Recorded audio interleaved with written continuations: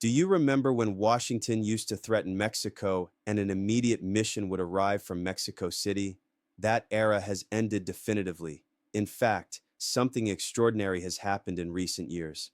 The most powerful power on the planet made such a deep miscalculation that it ended up strengthening exactly what it was trying to weaken. This story was never a front-page headline, but we are going to tell it in full and explain why this mistake changed the balance of power across the entire American continent.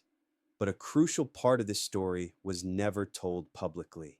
If this feels incomplete to you, stay until the end. There are no tall tales here. There are documented files and verifiable analysis. For 70 years, the United States-Mexico relationship worked with unwritten but perfectly understood rules. Mexico maintained a public rhetoric of national sovereignty. Washington tolerated that rhetoric as long as fundamental economic decisions favored U.S. strategic interests. Mexican presidents could publicly criticize the United States in domestic speeches. They could vote against Washington at the UN to show independence. They could stage diplomatic theater of autonomy. But when it came to oil, bilateral trade, border security, or military cooperation, Mexico aligned itself with Washington's preferences. Why did this system work? The economic numbers were brutal. The United States accounted for more than 80% of Mexico's total foreign trade. More than 3 million Mexican families depended on remittances from workers on U.S. soil. The 3,200-kilometer border was not a line on a map. It was the economic umbilical cord of an entire nation. Under these conditions of total economic dependence, any Mexican government had very little real margin for policies that fundamentally contradicted U.S. interests. The question was never whether Mexico would follow Washington's directives, but how much theater of independence it was allowed to maintain. A scandal sometimes closes not for lack of evidence, but for lack of sustained media interest. But this file is part of a chain of events that reveal a broader pattern. Between 2016 and 2020, something fundamental changed in Mexican official statements. Words that had previously been avoided began to appear frequently. National sovereignty, national dignity, mutual respect, non-intervention. These were not new words in Latin American discourse, but hearing them from Mexico City with such insistence represented something that many analysts were slow to recognize. Mexico was unilaterally redefining the terms of the bilateral relationship. The international context had changed. China had emerged as a genuine trade alternative. The European Union maintained a significant presence. Russia was offering options in strategic sectors. For the first time in decades, Mexico had options. Not many, not perfect, but tangible options that did not exist during the Cold War. And it was precisely here that Washington made the historic miscalculation. Instead of adapting its strategy toward more sophisticated diplomacy, Washington chose to intensify traditional pressure. More tariff threats, more public ultimatums, more statements questioning the Mexican government's capacity to manage its internal affairs. It was like operating with a 20th century manual in a 21st century world. The result was exactly the opposite of what was desired. Now comes the economic question that defies all conventional logic. Why did the Mexican peso strengthen while Washington increased the pressure? This paradox contradicts all conventional economic theory. When a big country threatens a small one, the smaller country's currency should weaken. Investors should flee. Capital should seek safe havens. But the peso did exactly the opposite. Three factors explain this paradox. First, Mexico's macroeconomic fundamentals were more solid than Washington had calculated. Public debt of 51% of GDP, lower than the United States at 106%, Japan at 256%, and Italy at 148%. International reserves at historic levels, 207,000 mil, 000 in 2023, enough for 5 months of imports. The rating agencies Moody's, S&P, and F maintained stable Mexican ratings. Mexican bonds kept competitive spreads compared to other emerging markets. Second, global markets perceived something that Washington was ignoring. U.S. aggressiveness toward Mexico was generating risks for the U.S. economy itself. Binational supply chains are so intricate that any disruption would affect both sides. Mexico has been the United States' main trading partner since 2020. 14.7%, 7% of U.S. foreign trade depends on Mexico. More than 6 million U.S. jobs are connected to trade with Mexico. Texas exports $109 billion annually to Mexico. California, $37 billion. Michigan, $15 billion. A trade war would devastate entire regions of the United States. Third, investors reached a surprising conclusion. The main risk was not in Mexico, but in the United States making decisions that harmed its own interests for political reasons. Global funds perceived that Mexico maintained more predictable institutions than Washington. The Bank of Mexico kept clear communication. Mexican fiscal policy showed more discipline than that of the United States. While Washington projected uncertainty, volatility, and unpredictable aggressiveness, Mexico projected institutional stability, measured diplomatic responses, and consistency in economic policy. But the economic consequences, however harsh they may be, represent only one dimension of this transformation. What should really worry strategists in Washington at a deep level are the long-term geopolitical implications that extend far beyond the specific bilateral relationship with Mexico. For exactly 7 decades, the United States maintained its hegemony in Latin America through 2 fundamental pillars that worked in an extraordinarily effective way. The first pillar consisted of the widely shared belief that the United States could offer economic, technological, and trade benefits that no other global actor could match or even approximate. The second pillar was based on the perception that systematically resisting Washington was economically costly and ultimately politically useless, because the United States always had the resources and determination to prevail in any sustained confrontation. Both pillars have suffered severe structural damage over the last 5 years. The first pillar weakened because other global actors, particularly China, empirically demonstrated that they could offer credible trade alternatives, massive foreign direct investment, and technological transfer in strategic sectors. China emerged not only as a trade partner, but as a significant investor in infrastructure, energy, and technology throughout Latin America. The second pillar weakened in an even more significant and dangerous way because Mexico, by successfully resisting systematic U.S. pressure without suffering catastrophic economic consequences, demonstrated something that other Latin American countries observed with extraordinary attention and growing strategic interest. It was possible to say no to Washington.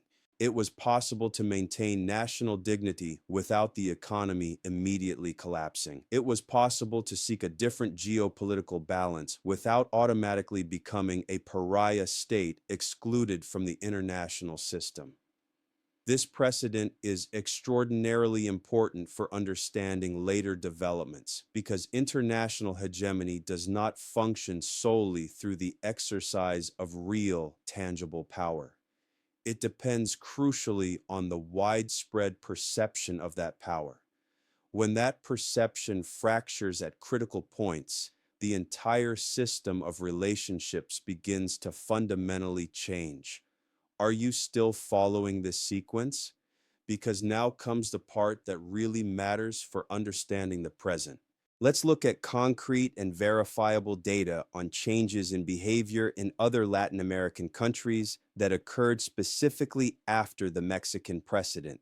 Brazil, traditionally the Latin American country most careful about maintaining balanced relations with the United States, began to adopt significantly more independent positions in international forums. In 2021, Brasilia voted against U.S. positions in three key resolutions at the Organization of American States.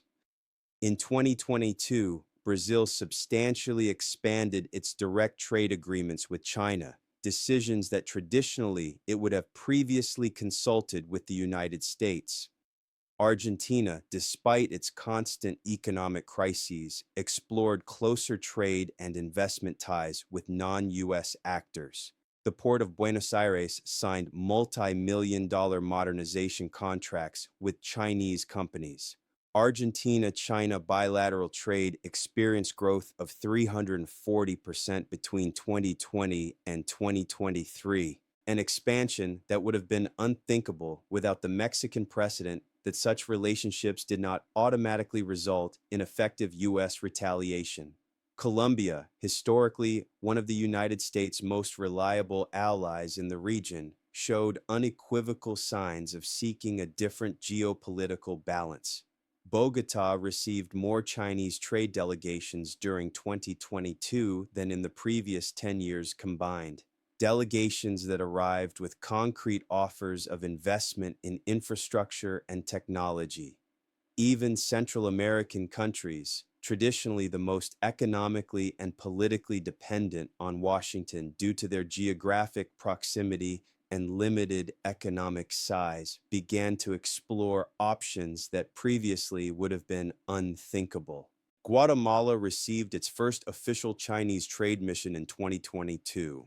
Honduras publicly announced feasibility studies for infrastructure projects with non-U.S. financing. Costa Rica significantly expanded its trade relations with the European Union. The pattern is unmistakable. If Mexico could do it without suffering devastating consequences, other countries could try as well. This domino effect did not arise from a coordinated conspiracy or an anti-American master plan designed in Beijing or Moscow. It arose from something much simpler, more organic, and from the U.S. perspective, more dangerous: the empirical precedent. Mexico had shown that there was geopolitical room to maneuver, that total dependence on Washington was not structurally inevitable, that the consequences of seeking greater strategic autonomy were not automatically catastrophic.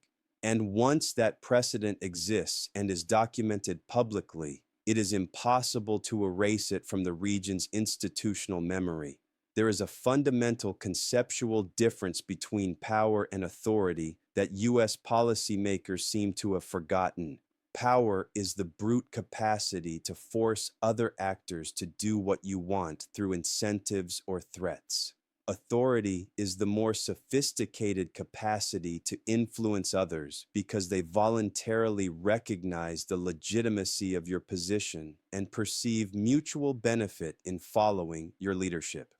The United States, during its period of maximum hemispheric hegemony, possessed both dimensions simultaneously.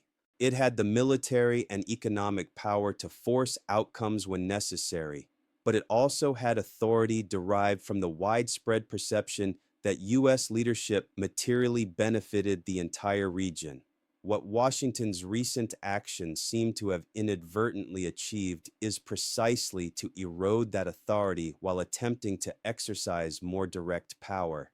Every public ultimatum, every undiplomatic threat, every statement treating Mexico as a subordinate territory instead of a sovereign partner systematically damaged the perception of the United States as a legitimate and beneficial leader.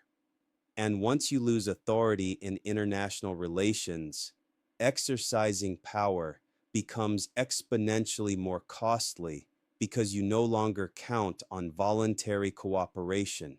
You are left only with direct coercion, and constant coercion drains resources, generates lasting resentment, and eventually provokes organized resistance. Social networks have completely transformed the dynamics of domestic politics in Latin America, in ways that Washington does not seem to have adequately anticipated. When a high-level U.S. official makes a threatening statement toward Mexico, that statement goes viral within minutes through digital platforms, generates instantaneous emotional reactions in millions of people, and becomes political content that local governments simply cannot ignore. In March 2022, when a U.S. senator publicly threatened economic sanctions if Mexico did not immediately change its national energy policy, the hashtag Mexican Dignity became a trending topic in less than 2 hours. In 48 hours, it had generated more than 2.3 million digital interactions. Videos supporting the Mexican government accumulated more than 15 million views. Contemporary Latin American governments face populations that are much more informed, connected, and sensitive to any perception of national subordination or humiliation than previous generations. It is a vicious circle that feeds on itself. Washington applies public pressure. Local populations become massively outraged. Governments must respond in order to maintain domestic legitimacy. Washington interprets that response as unacceptable resistance and increases the pressure. The era of undisputed U.S. dominance in the Western Hemisphere has ended definitively. A new era of strategic competition has begun, where the rules of the game remain unwritten and the outcomes remain fundamentally indeterminate. Close the video. Remember a deliberately forgotten file. Question an official narrative.